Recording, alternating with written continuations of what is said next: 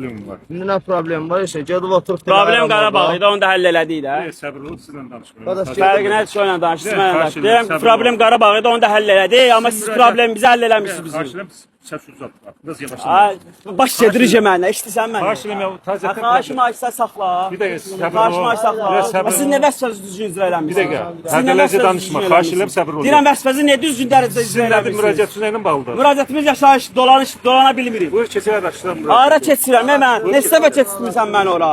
Neçə dəfə keçirmirsən keç mən? içəri. Neçə dəfə keçirmirsən məni ora? Buyur içəri. Yalandan söz deyə qaytarsan geri. Buyur, xaricə Əlvi endir keç aşağı. içəri. Əlvi endir aşağı. Buyur, Haydi, keçim sən, mən keçsəm sarıb doktor edəcəm orada, qırıb dağıdacam oranı mən. Buyur, dağdarsın.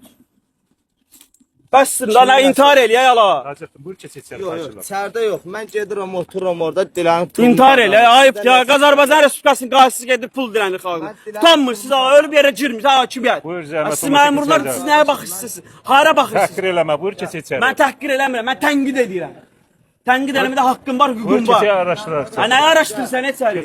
Araşdırmaları çox görmüşəm mən səni. Araşdırmaları çox görmüşəm mən səni. Siz Ali Baş Komandanın əmrini icra eləmirsiniz. Məmurlar vermirəm. Məmurlar Azərbaycan Respublikasının Ali Baş Komandasının vəzifəs əmrlərini icra eləmirsiniz.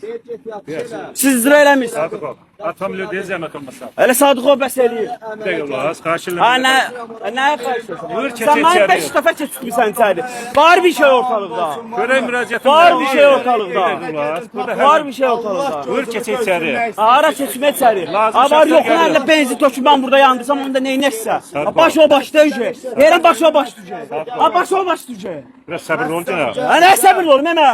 Buyur, keç Ha içəri. nə səbirli olum mənə?